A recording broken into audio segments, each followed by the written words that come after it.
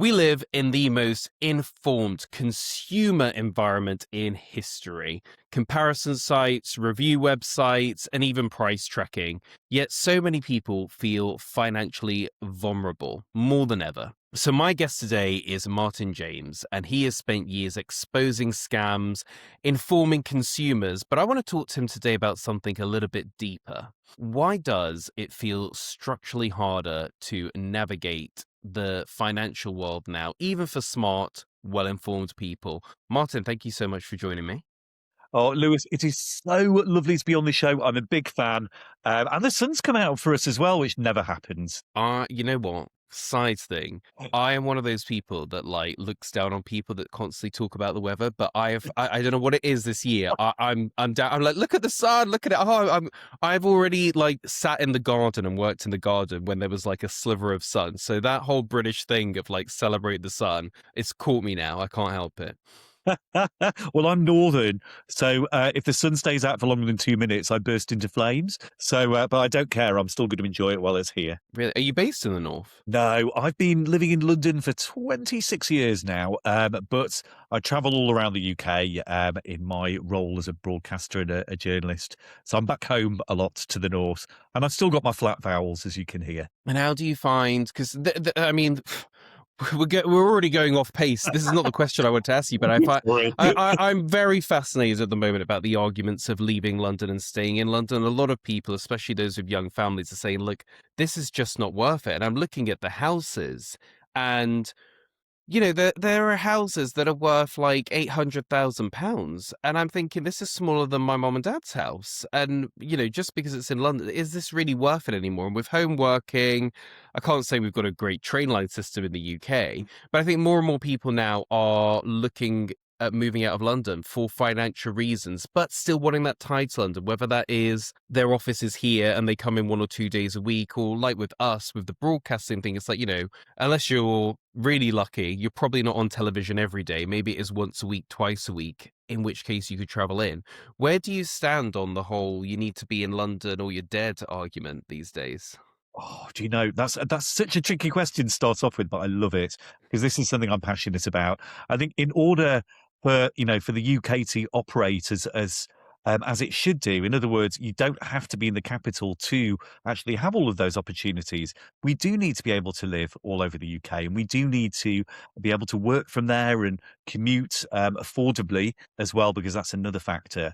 The good news is, since the pandemic, it really did kind of remind us that many people can work from home, and lots of people indeed did move out of London or moved back to wherever they were from or wherever they wanted to be, and that's a good thing. However, the countermeasure to that, particularly in the finance industry, is people are now being told to go back to work. And I know this because I have an awful lot of friends who are suddenly scratching at my door because I have a spare bedroom. So it goes without saying that actually making plans and big lifestyle plans, you do have to factor in the kind of job that you do, and where the pendulum will swing, if you like, and you'll find that you'll call back. Now, in some of the big cities around the UK, Manchester, Leeds, Cardiff, Glasgow, Edinburgh, Belfast, all of these places, there are hubs with the technology and the support systems in place to actually allow people to do anything that they can do in London. But levelling up hasn't quite worked out so equally.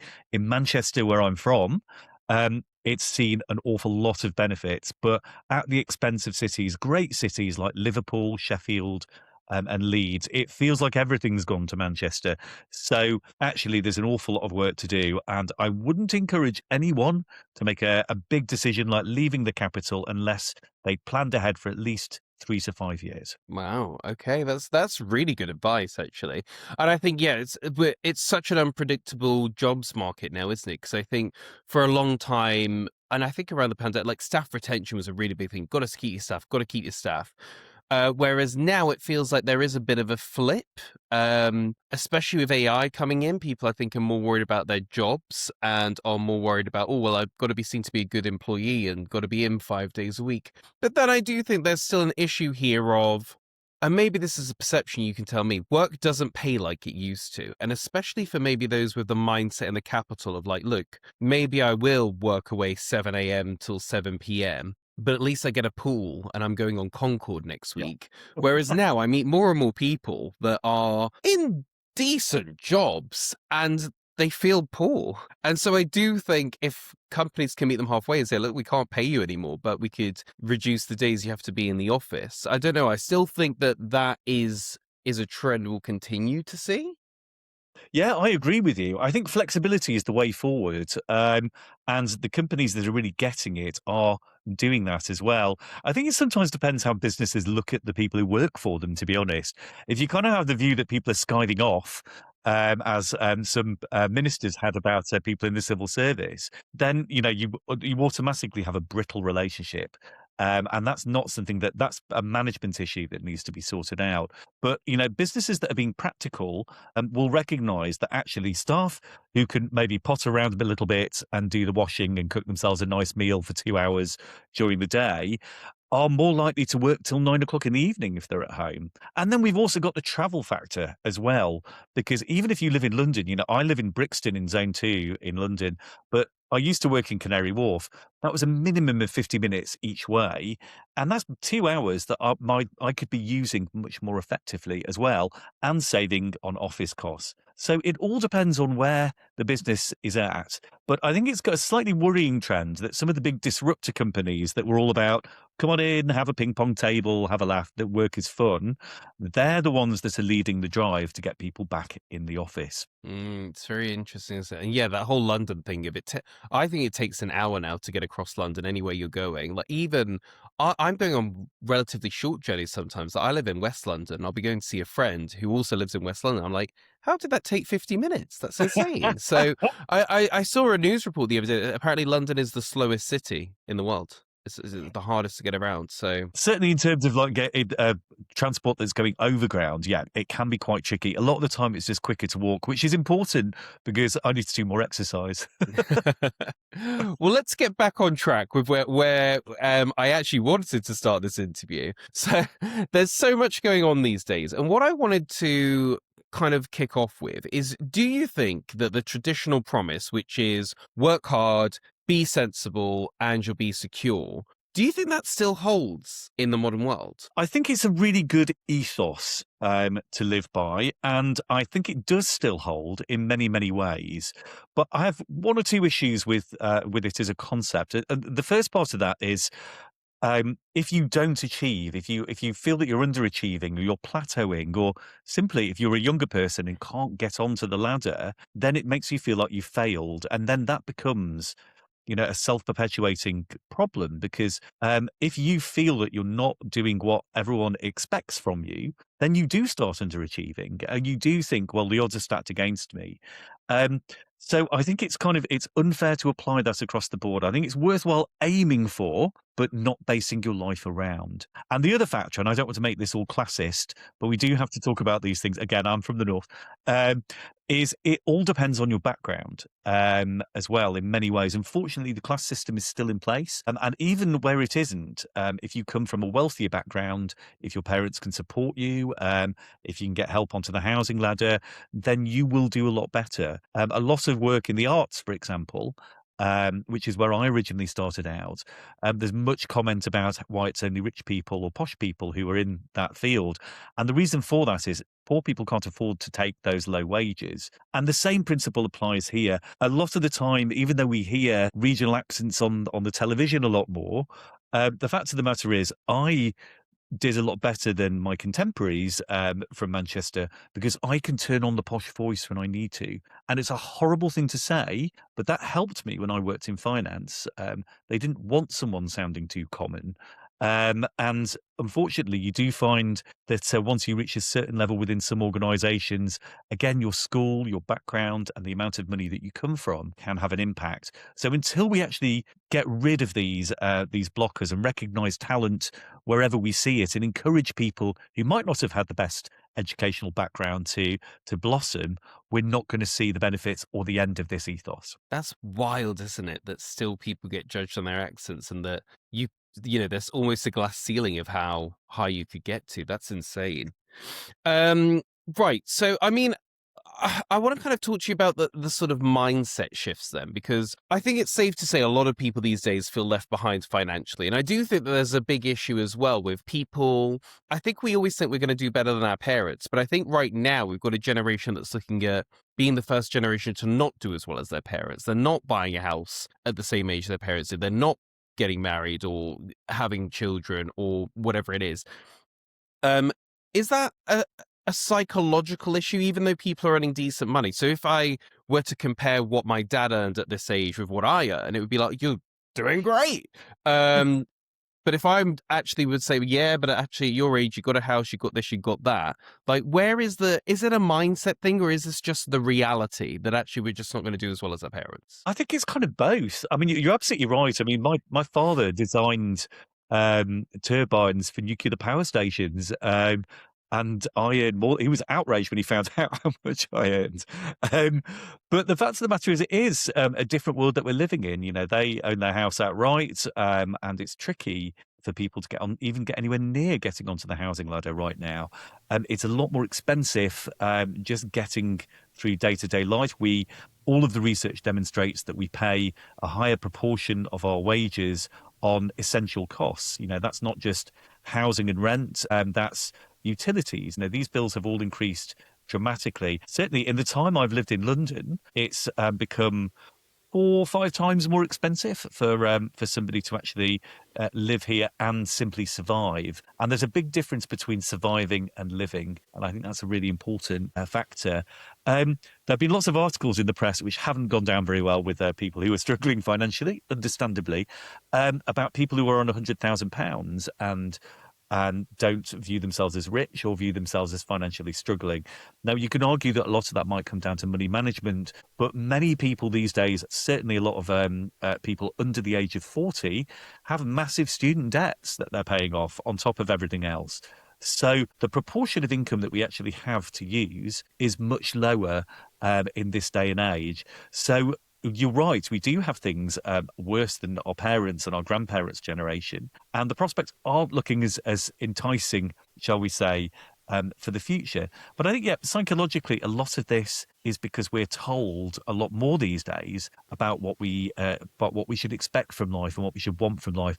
There's a great documentary for free on some of the TV streaming platforms called "Can't Get You Out of My Head" by Adam Curtis that looks into why this malaise happened, why we all started to suspect that life was somehow passing us by. And it's fascinating. It's a little bit reassuring in the sense that actually it's something that's been going on since the 50s and slowly building. But the fact of the matter is, knowing that, you know, you're feeling left behind and being able to do something about it, again, are two different things. Yeah. No, it's super interesting. And I do often think, you know, is it the reality or is it the mindset shift? That, you know, well, this is just the world you live in. You've got to try and navigate it. But to your point on it's gotten like 5 times more expensive to live in London, I Mhm. think that the reason, and not to make this whole thing about London centric, but I think that the reason a lot of like people that have moved to the city is they were probably sold a dream, probably based on 90s New York of what moving to the city would be like. And if you're in a position where you're just about affording the essentials, where you're like, but I moved here to go out for cocktails and to be at the theater all the time and international travel, and I'm not doing any of that. I Mm. think it then a lot of people are like, well, what is the point? I actually spoke to someone that was leaving London about a year ago, in a green room in a TV studio, and he's well known. I won't say who it was. Well known, does really well for himself, actually. And he talked about how he was getting ready to leave London. I was like, oh, well, that's shocking because all of your broadcast work. And, you know, I think he still does some, just does less. But he described London to me. He said it Peter Pans you. In the sense of, yes, you feel progression because you see your wage going up and your titles get more and more senior. But actually, if you compare your life to when you moved here at 21 or whatever to 34, it's all still the same. It's like you still probably have the same percentage of your wage left, if anything, at the end of the month. You know, the place you live has got a more expensive, the food's got more expensive. Actually, you haven't really progressed and you haven't really got any savings. And I was like, "Oh, that's quite interesting actually, that the city does Peter Pan you, and actually how different is your financial situation to when you started?" So that Yeah. actually made me think. I mean, I think it's such a good analogy, isn't it? I mean, my friend gave me another one. I must credit to that. I didn't come up with this, but she calls it the handbag theory. And the principle is every time you get a bigger handbag, you fill it with more stuff, so you never actually have like a handbag. Mm, And it's exactly the same when it comes to finances. When you jump a little bit more, you suddenly find that your outgoings are a lot more. And you spend within your limits in terms of kind of making sure that you don't get into trouble. But as life continues, as you enter into relationships, as you consider having kids, and if you try to get onto the housing ladder, there's a whole range of other expenses just waiting in the wings to get you. So there's this whole concept that people kind of, the more money they earn, they just spend more and they get careless. And actually, that's not the case. It's just the fact that as we move through life and these steps go on, we actually end up forking out more money. And actually, one other thing, you said about not being so London centric, there's an impact on everybody. So actually, one of the ironies that I've encountered is my friends in Manchester are surrounded by all these beautiful new skyscrapers that are flying up with luxury housing, and the manky old warehouses where I used to live have now been turned into luxury flats. And all of my friends are saying, who's actually living in them? Who could actually afford to live in them? Because the rent has increased dramatically in Manchester mm, alone. And one of the reasons for that is the property that's being sold up there is being sold speculatively to Londoners like me and you who can't afford to get on the housing ladder there. So we're being told buy a property in the north, let it out, and get a 4.9% yield every year, which is basically moving the problem elsewhere. And that's why we're seeing housing costs rising increasingly all around the UK, while it's things are leveling out or getting a little bit lower in London. It's because people can't get onto the ladder, and so they're moving the problem all around the country. Now, there will eventually reach a tipping point where no one can afford to live anywhere. And it's a bit of chaos theory about what happens under those circumstances. And we'll have to see. But at some point, we have to realize that this level of growth isn't sustainable. I think it's already happening. Anecdotally, I've got a couple of friends that are looking at selling up their houses in London or moving, and it is not going well. A lot of people saying like my house has been on the market for a year, or the price that they say I can get for is what I paid for it 5 years ago, 10 years ago. I think it's already happened because I do think, look at how many houses now cost like £1 million. Be that many millionaires in the country, surely. So I think almost the bubble is bursting, but maybe it needs to, because I do think one of the problems that we've got in the UK, and I know this is happening around the world too, but I think we've got a big problem with greed. And we've got such a problem with greed of people wanting more money. And, you can debate where the line is on, well, what's fair or what's not. I think it was a big problem to even see houses as assets. Like, they're places to live. Yeah. Why, and it pains me listening to 50 and 60-year-olds that brought their houses for a sixpence and a bag of jelly beans, and now it's worth like almost £1 million, saying, what's the problem? I'm like, you wouldn't know. You wouldn't know. Exactly, and I think I really understand how angry young people must be. I'm going to reveal quite how old I am. Let's go with 38. It's not true. But I only got onto the housing ladder last year. And Right. that's after years of saving for deposits. I don't come from a wealthy family. It's taken a while to kind of get the money together. And even then, I had to use every possible scheme that was available to me just in order to be able to do that. And I think one of the things that we're going to have a discussion about as a society is exactly what you said, Lewis. We need to stop thinking of homes as an investment. We do need landlords. We need people to kind of to let out the properties that they own, and that's an important thing. But viewing people as yields, I mean, I have seen a number of properties advertised that you can only buy as an investment property. You can't actually live in them. I know this because I phoned them up and asked them. And that's a horrible way to look at life. You know, Mm. homes have to be communities. Maybe we need to start looking at some of the models that exist abroad. For example, in France, it's actually relatively unusual to buy a property. It's much more of a renting society. Now, the challenge they have is once you're in, it's very hard to get you out. So a lot Mm. of landlords don't go into the market because they can find themselves stuck with a tenant who was refusing to pay more for many, many years. But maybe we do need to think about a renting society. Maybe we do need to kind of stop people from endlessly buying properties. And also, the other factor, let's be controversial here, is do we need to ban the bank of mum and dad? Because at the Oh. moment, most of the housing bubble is fueled by parents and increasingly grandparents taking out equity in their properties and giving those deposits to their kids. And once again, this produces a class based society where only people from relatively wealthy middle and upper middle class families can get on the housing ladder because they're the ones who can lend them 80,000, £100,000 for a deposit. Because certainly that's not what younger people in their under 30 are earning, even in a relationship. So is that kind of making life worse for us? Are we basically, well, this money is finite and it will run out in a couple of generations? So maybe we need to start thinking about leveling the playing field for everybody. Yeah, good luck campaigning for that one. Um, I'm God. not always popular out there, Lewis, but My God, I I don't think want to stand by you on the day you announce that policy. Great. No, but I totally take the point, and you're right. It's all these weird ways that the market's being inflated artificially. I mean, my thing is, I think technology has changed all of our lives. The only place it hasn't really touched is house building, and I think that the market is ripe for the picking of people design their own houses on their mobile phones. Mm. Um, the house basically gets printed off, as in like it wouldn't be made out of bricks and mortar obviously, but it'd be sort of, what they make caravans out of or whatever, and they'll clip their houses together. I think people have already tried to do that a bit unsuccessfully because they're all been small, but I'm seeing in some of the Nordic countries now they've got stuff like that, these prefab homes that basically you clip up. They look like something out of an American sitcom. Like they look massive, 2 stories, and they're costing like what, 30, 50K. And I Oh, think as God, soon yeah. as that takes off and you get new little towns springing up where people just buy the land and pop these up,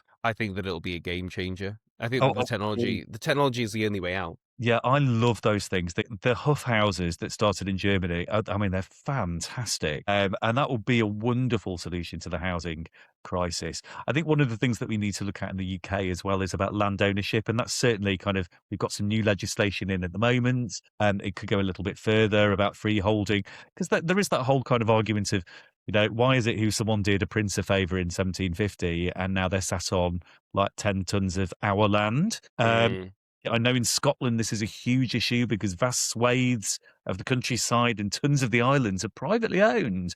mm, Not very fair either. So who knows? Maybe there'll be a social revolution at some point. I'm yeah. not encouraging this, by the way, To but maybe. clarify. Um, right, let's move on from housing because your expertise extend far wider than just housing. I wanted to basically put the paradox to you, Mhm. that in 2026, we have actually never been more informed as consumers from the work that people like you do, to all of the advice websites, to just now, people just go and chat GPT.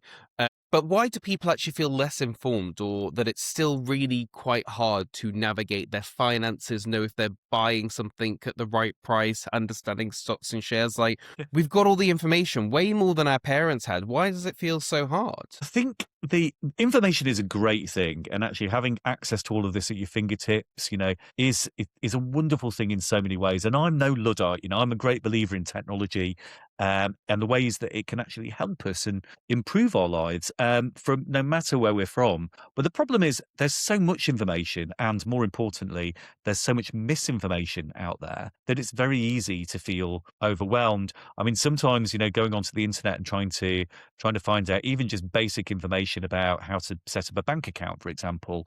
It's like being in a room being screamed at by 500 different people. Um, it's interesting actually some of the pushback against technology because a lot of people are telling me that they've been looking for instructions on how their cooker works, and instead they get 5 million YouTube videos that you have to click through ads for, and they say to me, "Can I just have a couple of bullet points telling me how my cooker works, please? I don't want to watch someone uh, telling me and introducing themselves to the kitchen and all of that." Um, and I think there's an awful lot of things that we now have to filter out. There've been loads of psychological studies about how we struggle with a massive information to hone in on the bits that we need. And a lot of us get brain fuzz. You know, I'm dyslexic, so I find if too many people are going on at me, my brain just kind of like freezes. So it conversely, it can be a little bit overwhelming. Now, there are ways that we can actually find um, the information that we need a lot more effectively. But the problem is with companies like Google, other companies are available that have monetized the way that we search for things on the internet, understandably. It's hard necessarily to find accurate information. Now, I love things like AI. I'm getting really excited by some of the things that AI can actually do. And so again, I'm certainly not saying, oh, isn't it terrible? It's going to take our jobs and destroy our lives. Can But I just interject there? I think the dyslexics are like born for a world of ChatGPT because I'm dyslexic too, and I love AI. And it honestly, it's been a game changer, I think, for and I don't know, I think it's about how your brain interacts with it. But for me, it's just like it's absolutely perfect. yeah, absolutely. I mean, for many years, 'cause I'm quite severely dyslexic, I've had to kind of teach myself little tricks so that I can double check kind of the articles I write, for example, for newspapers. Because, you know, as a journalist, you don't want to be sending things in with spelling mistakes or, you know, repetition of certain things. I've worked in finance for 25 years and my maths is terrible. If I put something into a calculator 3 times, I will get a different figure every single time. So it's one of those, and yet here I am. I'm a money and consumer rights specialist. So I've had to learn all of those things over the years, and I still find it very challenging. And I think it's great that the younger people are not going to have to do that, and they'll have these wonderful tools that will help them hone in on the information they need. One of the challenges with that, and again, you know, I don't want to come across as all doom and gloom, but these are the things that we have to be prepared for, is as society and things like AI advances, so too do companies and other organizations that find ways around how the searches work. So at the moment, we're at a wonderful moment in time where you can have a really boring document that's 100 pages long, and you can pop it into AI and ask it to pick out the salient points. As I was saying on the telly just the other day, you can get your travel insurance documents and say, "Dear ChatGPT, dear Claude, I'm stuck in Dubai. Can you tell me if my policy covers me for emergency costs or getting to the airport?" And it will Wow. find that information for you. No more going Control and F and typing in emergency. It's and that's a great thing. Yeah. My big concern is there are already companies that are emerging to try and tap into that. So a good example is HR and applying for jobs. Ask anyone working in HR, and they will tell you that they are sick of 1,000,001 identikit CVs that have all been produced on AI. And it's only when people go in that they realize whether they're any good at the job or not. And they're also seeing advances now with predictive video technology. So during an actual Zoom interview, it's possible for people to be having AI programs running in the background that suggest answers so they can fiddle things that way. Um, Wow. so the irony of that is many companies are now reintroducing in-person interviews back in the office, and yes, they will check to see if you've got an earpiece in. So Oh it's, God. I know, and that's a good thing in terms of kind of filtering out who's actually good at a job and who's just the best at cheating. But the problem is many companies, knowing that we are saying search this document and find this information, will find ways for their information to crop up first if you ask certain questions. So it's a constant battle between us and technology to find out the best way to use it and to make sure that people aren't exploiting it for their own ends. Yeah. Oh, I have to resist every edge of my body to make this an AI podcast because I could talk about it all day. But I mean, coming back to the point of people, well, do you feel that this is an old thing that actually people are now able to use AI to feel informed. Because I've got to be honest, I have been really naughty because I've got kids and I haven't set up any savings stuff for them.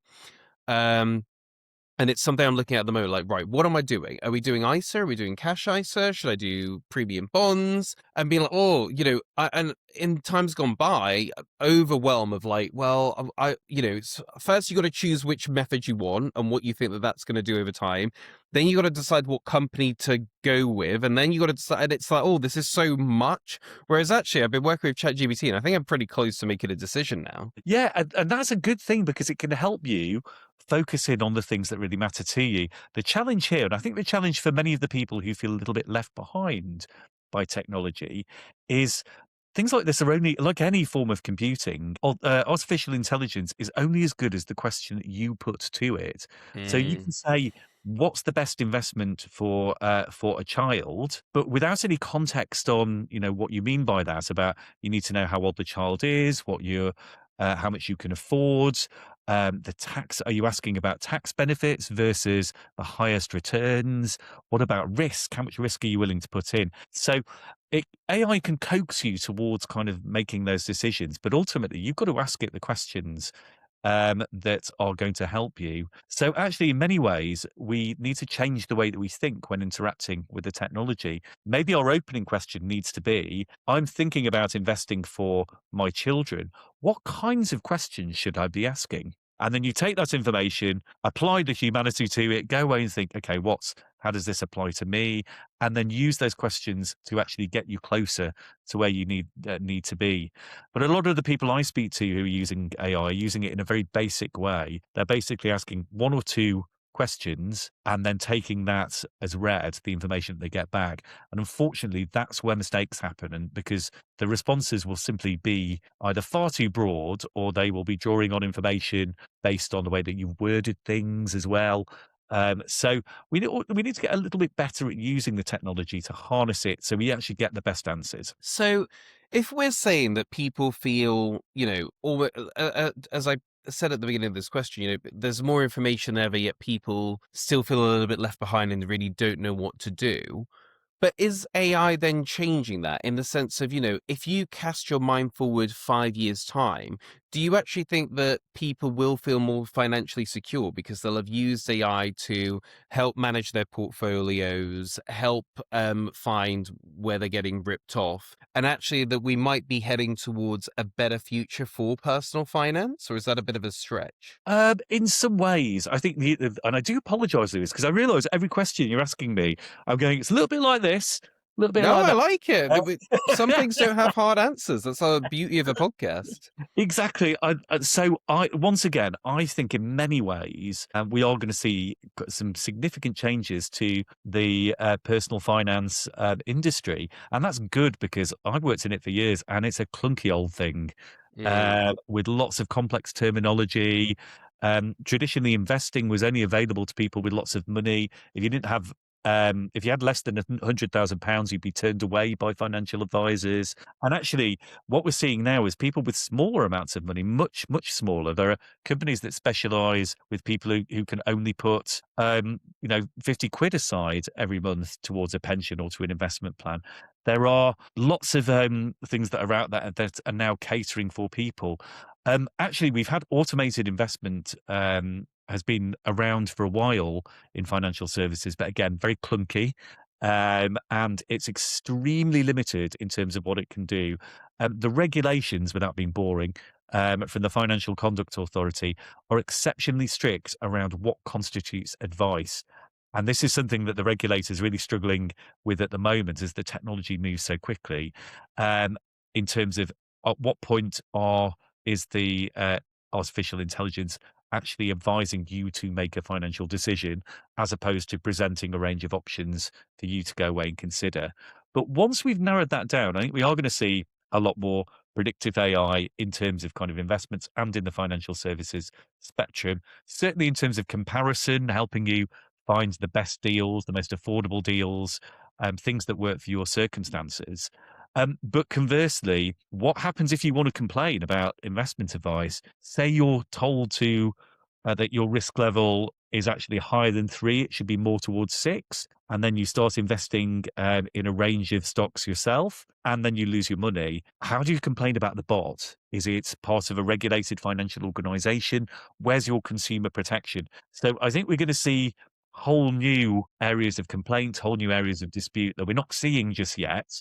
But on the other hand, we will be able to hopefully cut through some of this complexity and find out, kind of the things that work best for us. Well, that actually leads into my next question, which is, has the modern economy sort of quietly shifted more risk onto individuals without them realizing it? Now, you're talking about AI there as sort of a potential problem that could be coming up. But if I look back on my grandparents, y- things weren't this complicated. I actually remember my nan used to have different tins, and one was like the washing machine, and she put a little bit of money in there every week or whatever she did, in case the washing machine ever broke, and then she had the money to fix it. And that was like the big worry. Oh, if the washing machine broke or the television broke. There wasn't all of this, oh, you filled in a form wrong and now actually you've been getting this money, you got to pay this back, or actually your premium on this is good. Like, it just didn't seem this complicated. And I wonder if we've silently, without realizing it, have had more pressure put on us financially that a previous generation just didn't really worry about. Yeah, absolutely. I mean, you're absolutely right. Back in the day, if you wanted a financial product, you'd be called in for a financial review, and you'd sit down in a bank. Not that those exist anymore. And you'd talk about what you wanted. They'd sell you an insurance policy, and then if something went wrong, you actually had face-to-face advice where someone had actually noted down and made a report that you could refer back to and see if someone had been kind of misadvised. They'd look at your circumstances as well. So it took a lot of the assessment of, can I afford this? Is this right for me at this moment in time? A lot of that was done for you. What worries me is it's not just in finance where this applies at the moment. It's actually happening everywhere. We were talking before about kind of this tidal wave of information that's kind of overwhelming many of us.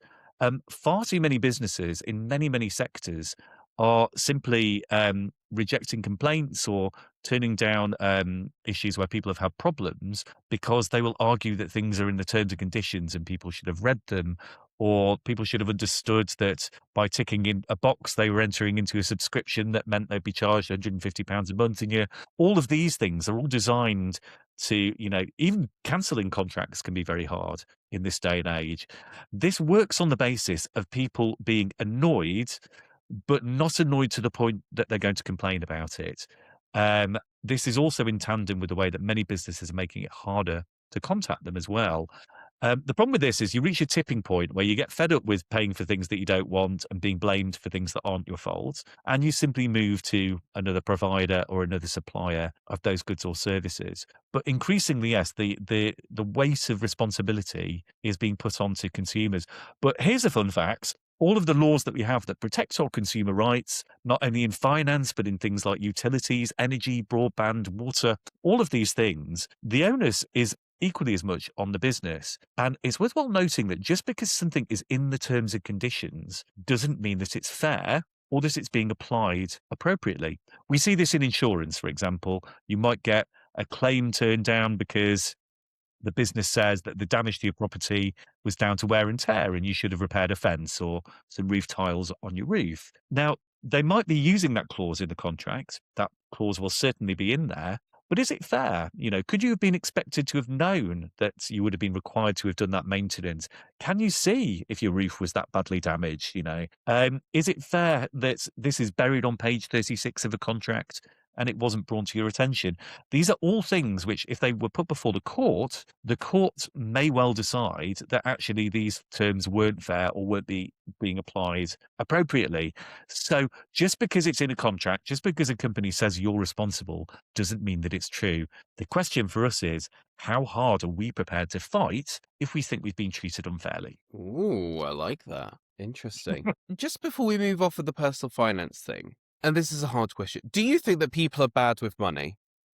Or is it just structurally harder now overall? And I'd include in this, I don't think that we teach in school. Like, look at the hours kids spend at school over 18 years and they still don't learn anything properly about personal finance. I think they should all be coming out with, stocks and shares that they've already put their pocket money into and a real financial plan for what, they should have to in school write their financial plan for the next 5 years.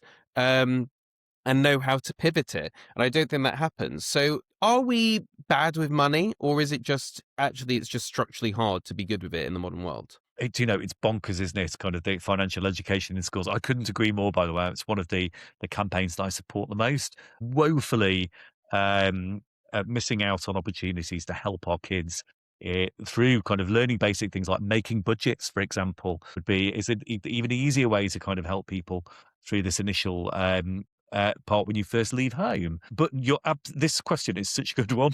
Are some people bad at handling money? Yes, they are. I would say it's very, very rough approximation, but I'd say a good half of people in the UK are rubbish with money.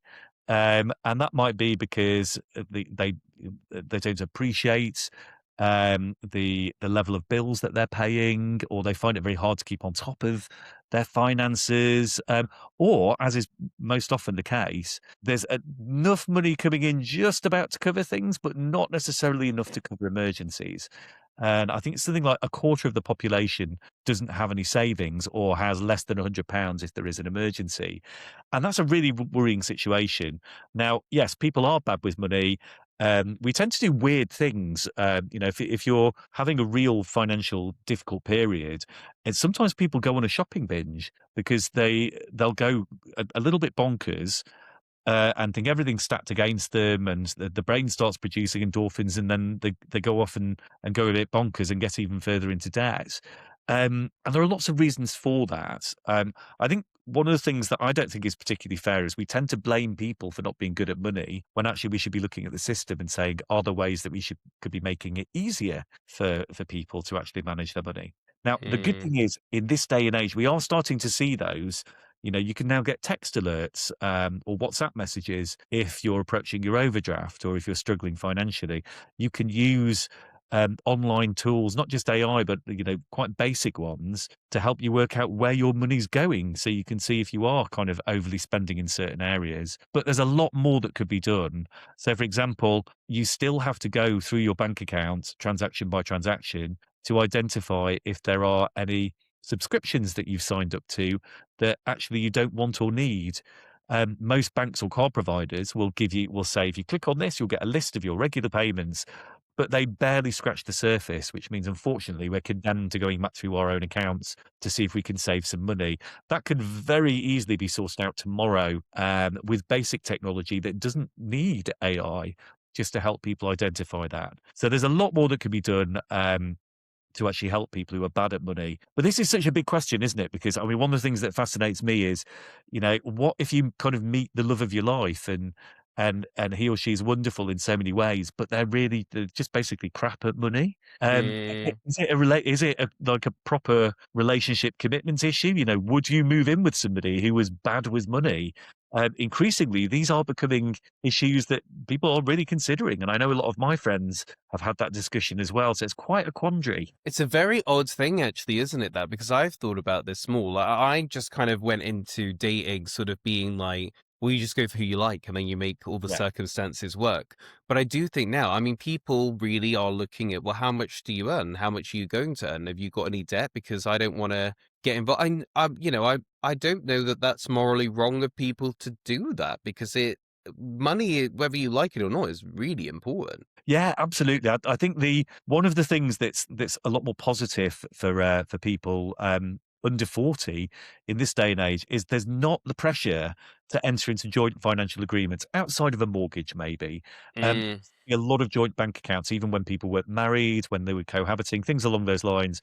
But joint financial agreements come with all kinds of caveats, and they can be very constricting. And in worst case scenario, if you're having a messy divorce, or you're ending a relationship, and things have broken down completely, it used to be possible for one partner to just basically go off and spend all of the money and mm, do one, and then you'd be liable for the whole thing.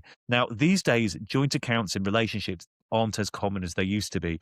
People might have an account for bill payments, for example, and that makes sense. Um, but people aren't necessarily tied together as awfully as they used to be.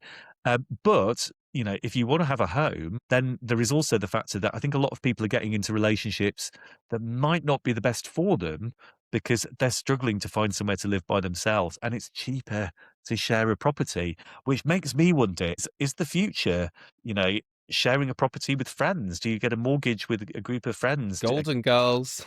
Yeah, exactly. I mean, I'm not saying a commune or other arrangements are available. However, the fact of the matter is, is that more practical, to be with a group of people you've known and trust for 10 years, or with a partner where it could go horribly awry? And I know most of the people who've kind of got stuck in terrible relationships have got stuck because they've moved in with a partner. It's all gone wrong and they can't afford to leave. And that's an awful situation to I've be in. heard this. I've heard this a lot. I've heard it from even married couples now that basically they've separated and they're doing, I think, what they call bird nesting or something it was Oh, called, where yeah. basically they keep the marital home and that's where the kids live, but then they rent a second property nearby and basically flip who's in that property. So the kids, everything. But this is the thing, and you're talking about, moving in with friends and doing all that, lovely things, but if you want to. But I think we actually need to be aiming for an economy and a personal finance situation, do we not, where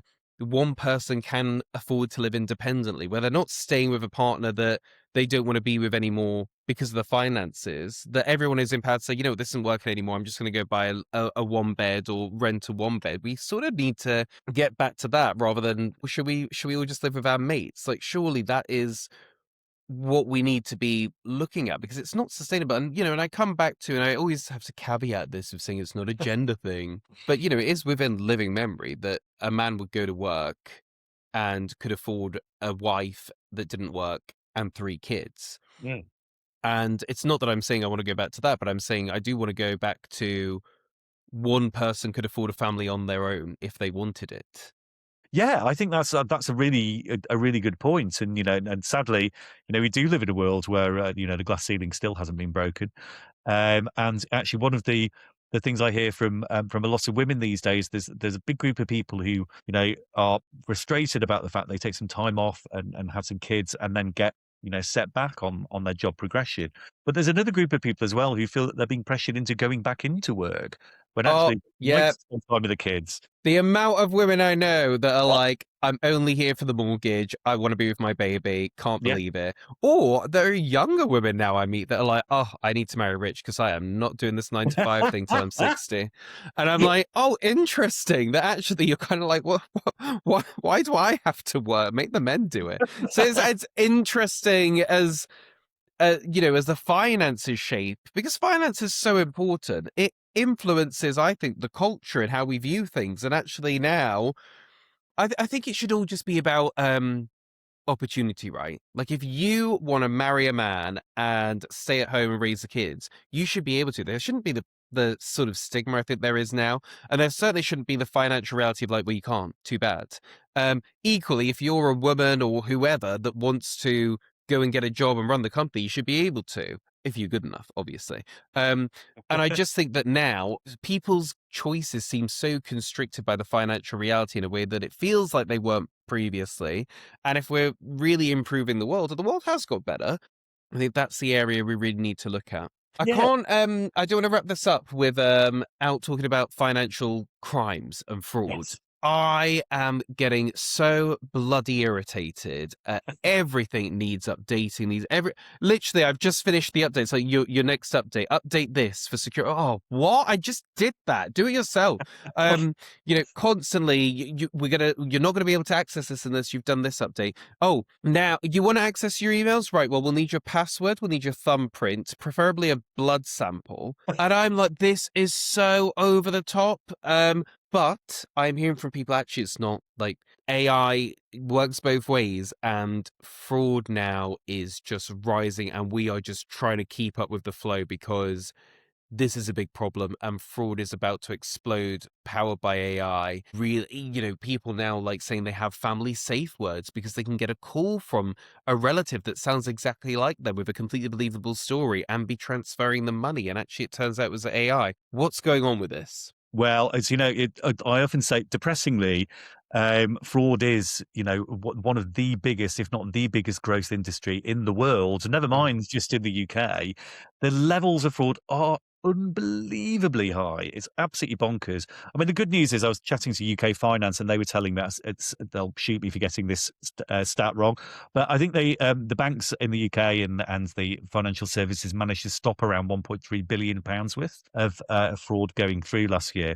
But that's what we know of. An equal amount, another amount of the same proportion actually did happen, and people were claiming money back. But again, this is the tip of the iceberg, because there's a real shame factor with when people have been defrauded. I've spoken to people who've lost hundreds of thousands of pounds who haven't made a complaint, who haven't sought help because they feel stupid. They feel that because they've been tricked and misled, that this is the price that they have to pay. And I'm here to say that you don't. It doesn't matter whether it's £500,000 or £500,000 that you've lost. If you can't afford to lose it, you can't afford to lose it, and you should always register a complaint about fraudsters. The problem is, we have to, as a nation, become a lot more cynical. The actual steps that we can take to beat fraud are really straightforward. Actually, it's more or less the same rules for everything. It's never respond to an unsolicited text message, WhatsApp message, email, or phone call.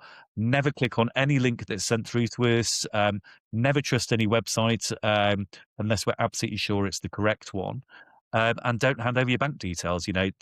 Especially if you're doing a trial of something. Why does the company need to know what your credit card number is? So if you follow those basic rules, and the obviously the other one is, if the second you suspect in your heart that something might not be right, swing into action, because the faster you swing into action, the more the financial services industry can sweep in to try to protect you. But we do have to be a lot much more aware of how these frauds can work. I mean, you'd be amazed the number of people I speak to who have seen an advert fronted by a celebrity telling them to invest in cryptocurrency, only to find out that it's fake. You would think that wouldn't actually happen, but it's actually really, really common. And the one that you mentioned, we call it the hi mum, hi dad fraud, which is the one where traditionally you get a text or a WhatsApp message saying, "Oh, I'm stuck abroad. I've not got any money. Would you mind just transferring me some cash over?" And then sending some fake bank details. AI is going to make that a lot easier to do, and I'll explain how.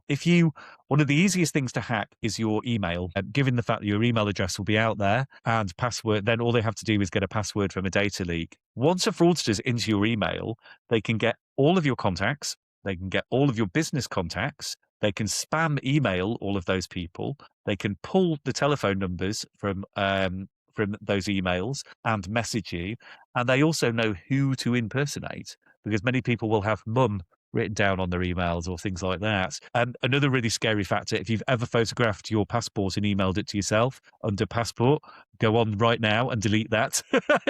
Ooh, That's how fraudsters get hold of all your passport info, and they can use that to do identity theft.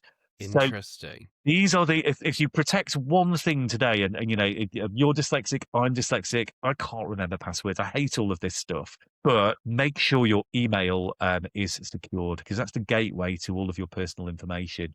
But sadly, we have to be cynical and not trust anything, even if it's from the person that you love the most in the world. If they're asking for money or personal details, always stop and think, is this them? Because chances are it might not be in the future. Wow. Yeah, you know what? And you've made me think I haven't changed my email password in like 10 years.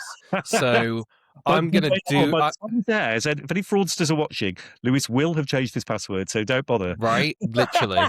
Um, Thank you so much for this. It's been a fascinating conversation. If people want to hear more from you and more tips, where can they find you? So my website is Martyn with a Y. My surname's James, and all of my newspaper columns from the last 5 years are on there with loads of tips and info. And I'll be popping up on your telly, giving you advice on how to deal with this tricky world that we live in. Subscribe for more content.